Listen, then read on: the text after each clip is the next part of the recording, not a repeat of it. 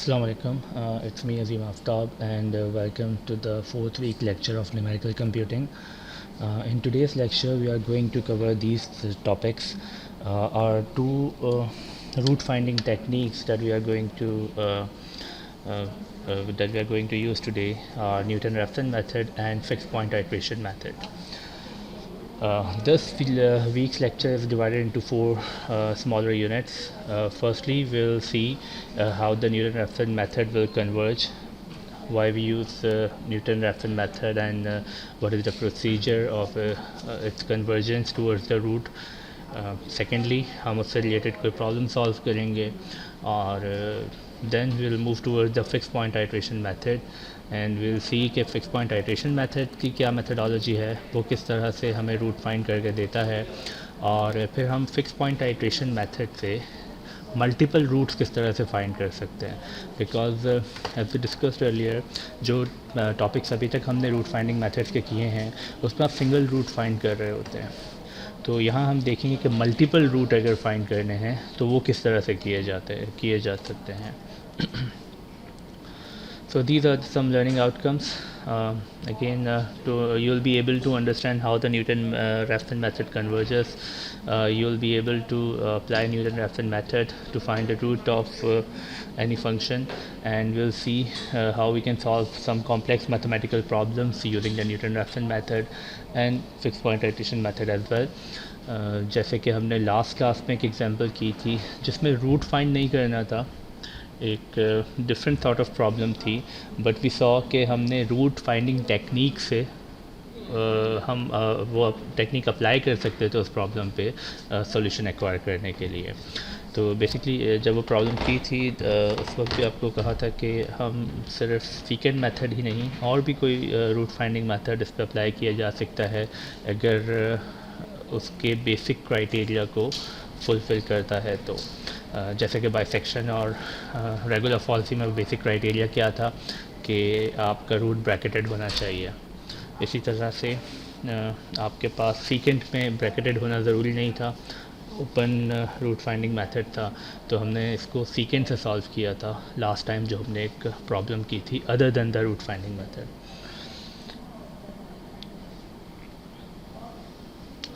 So Newton-Raphson method, it is one of the most widely used method of all root locating formulas. सबसे ज़्यादा commonly use होने वाला है. So you'll see कि इसमें calculations भी कुछ कम required होंगी, fast converge कर जाता है. इसके advantages में से again एक ये है कि जल्दी fast converge करता है as compared to the bracketed root finding methods.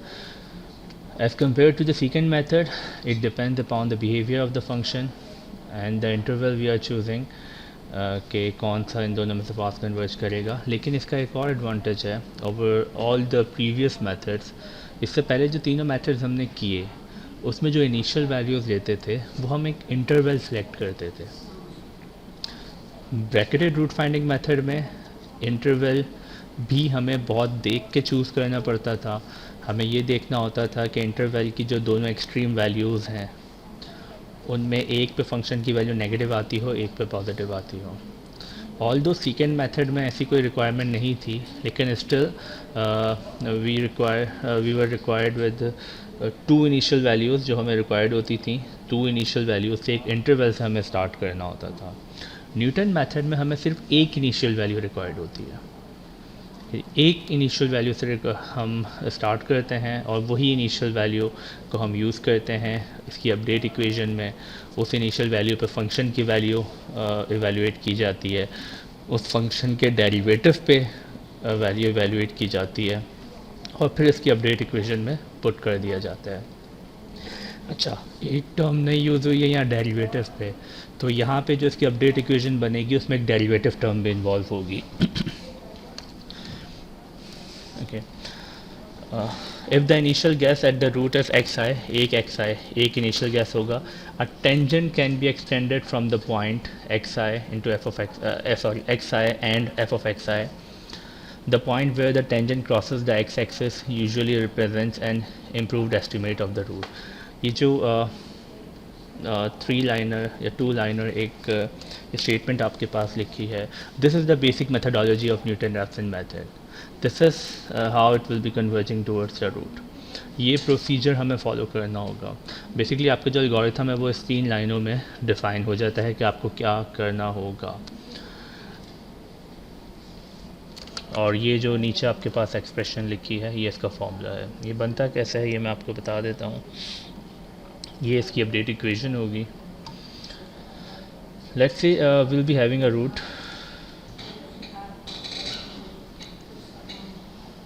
Eight, let's say we have this curve, इस कर्व पे, या मैं आपको एक अलग से थोड़ा बना के दिखा देता हूँ।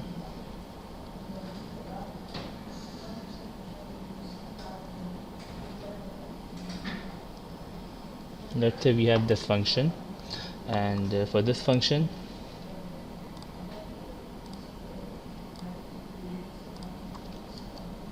we know we have a root at this point। अच्छा, करना क्या होगा, हमें एक इनिशियल वैल्यू रिक्वायर्ड होगी, एक इनिशियल वैल्यू रिक्वायर्ड होगी। लेट्स से कि वो इनिशियल वैल्यू ये है, let's call it x not. X not जो हमने एक इनिशियल वैल्यू ली है, इस पे हम फंक्शन की वैल्यू देखेंगे क्या है।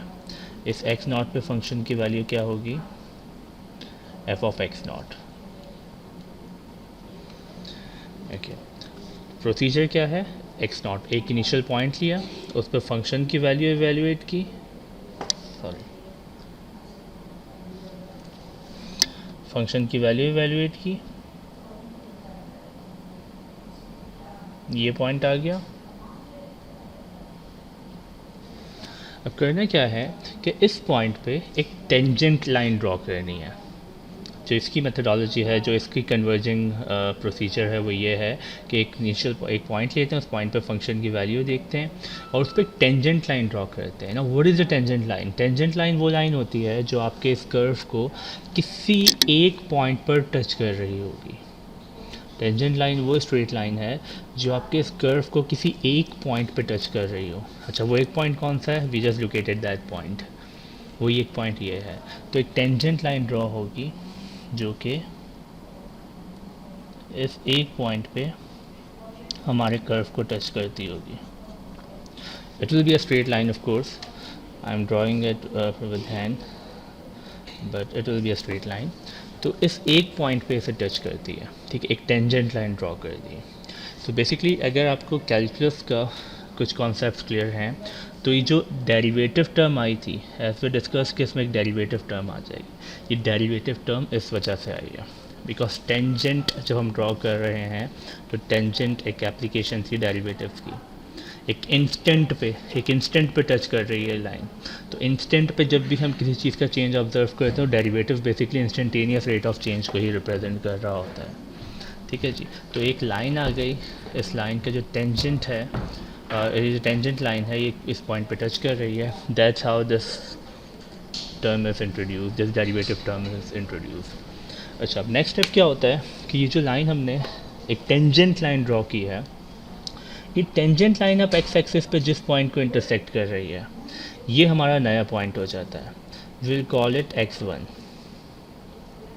ये हमारा नया पॉइंट हो जाता है x1।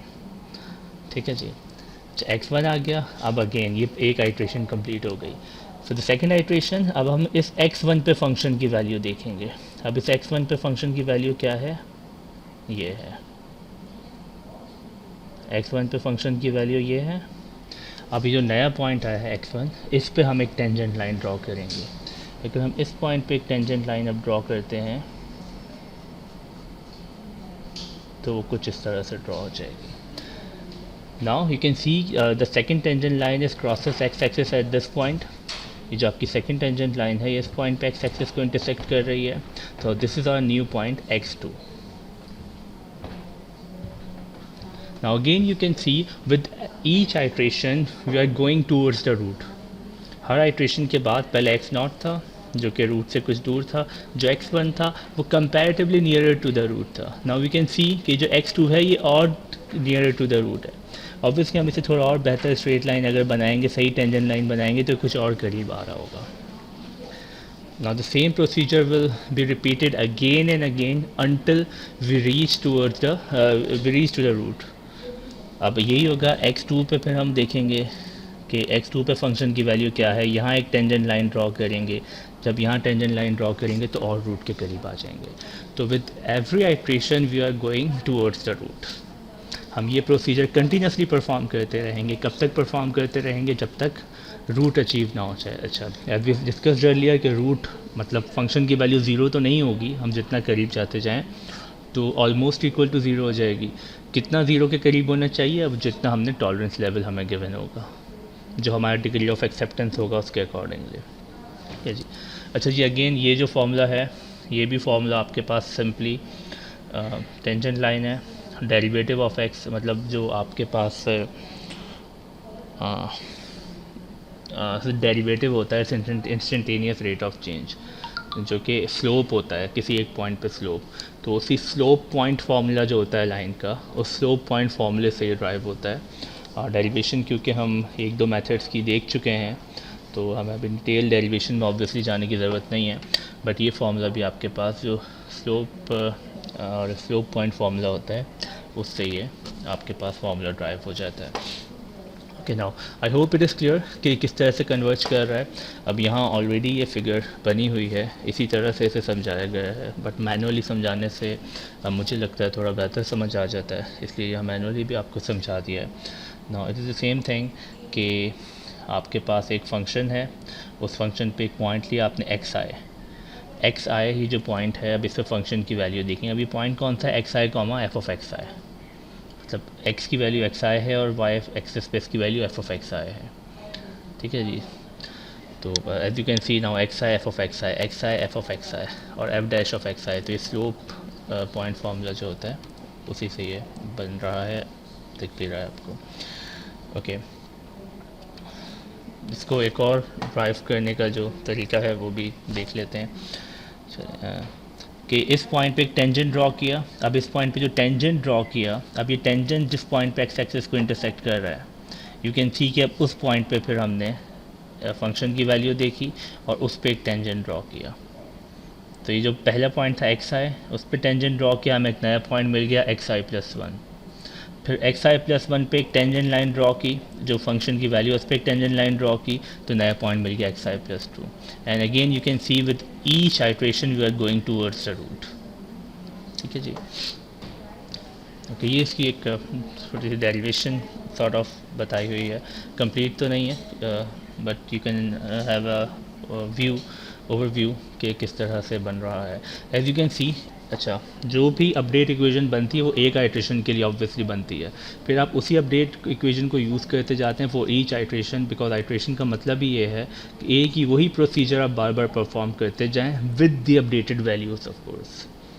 So you can see कि if this is point a और जिस पर आपने फंक्शन की वैल्यू फाइंड की, सॉरी एक्स आई जो आपने लिया, और ये पॉइंट बी अगर है और जो आपने टेंजेंट ड्रॉ की थी, तो ये जो टेंजेंट लाइन है ये एक पॉइंट पे एक्स एक्सिस को इंटरसेक्ट कर रही है, तो एक सॉर्ट ऑफ ट्राइंगल बन रहा है जिसे ए बी और सी का नाम दे दिया गया है। अच्छा, ये एक एंगल बन रहा है अल्फ़ा, तो we'll using this trigonometric identity tangent alpha is equal to perpendicular upon base होता है। tangent alpha is equal to perpendicular upon base, perpendicular is AB is the perpendicular and base is AC is the base. So we use this trigonometric identity, tangent theta is equal to perpendicular upon base. In our case it's tangent alpha is equal to AB over AC. Now what is this tangent alpha? Tangent alpha is this angle, और ये जो आपके पास angle है we discussed के tangent line जो draw की जाती है, अगर आप कैलकुलस में जो आपने पढ़ा उसके पर्सपेक्टिव से देखें तो it can be replace with this derivative term f dash of x i पे इसका डेरिवेटिव है is equal to a b इस लेंथ को रिप्रेजेंट कर रहा है।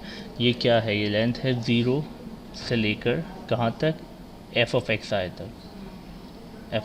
तक। तो अगर ये होता 0 से लेकर लेट से 10 तक, तो ये लेंथ कितनी होती? 10 माइनस 0 10 होती। तो ये 0 से लेकर एफ ऑफ एक्स आई तक है, तो इसकी लेंथ कितनी होगी? F of x i. तो ए बी हो जाएगा एफ ऑफ एक्स आई। इसी तरह से ए सी क्या है, ए सी इज़ दिस बेस।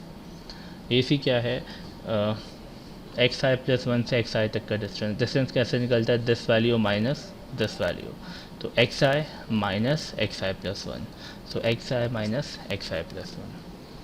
ठीक है जी, तो ये बेसिकली इस ट्राइंगल से आप इसको रिजॉल्व कर सकते हैं, और उसके बाद आप इसे एक्स आई प्लस वन के लिए सॉल्व करेंगे। मतलब एक्स आई प्लस वन को, इस पूरी टर्म को पहले आप लेफ्ट साइड पे ले जाएं, then x I plus one को एक तरफ रखें और बाकी सब दूसरी तरफ मूव कर दें, तो you will get this formula.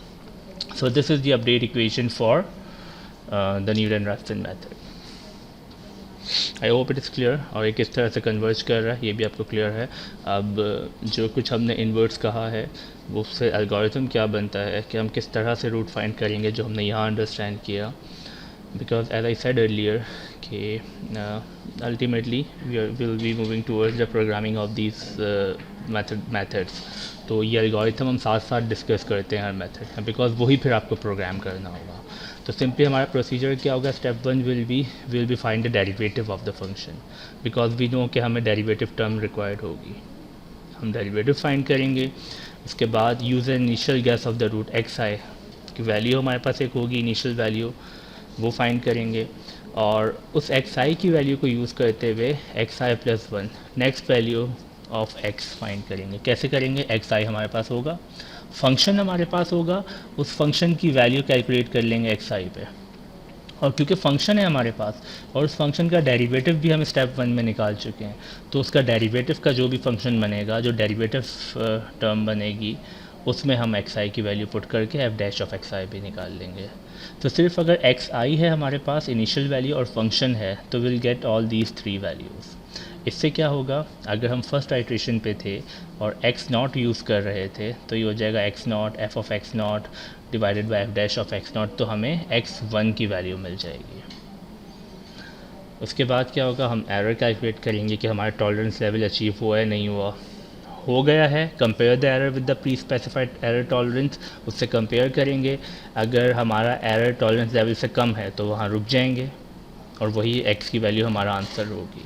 अगर नहीं है तो हम अगेन ये वैल्यूज़ दोबारा से सेकेंड आइट्रेशन पे जाएंगे, और अब x की कौन सी वैल्यूज़ यूज़ करेंगे, अपडेटेड वैल्यूज़। मतलब यहाँ x1 यूज़ होगा, f ऑफ x1 यूज़ होगा, f dash of x1 use होगा, और वैल्यू किसकी मिलेगी सेकेंड आइट्रेशन में, x2 की। इसी तरह से दोबारा से एरर चेक करेंगे, दैन फिर दोबारा देखेंगे कि टॉलरेंस से कम हुआ है नहीं हुआ। हो गया है तो well and good, will stop right there. but if still our error is greater than the tolerance level, then we'll perform the third iteration and we'll keep on doing this until we achieve our required values जो हमारे tolerance level से कम हो। ठीक है जी, I hope its methodology, its convergence technique is clear to you all. Next हम ये करते हैं कि इसका क्वेश्चन सॉल्व कर लेते हैं।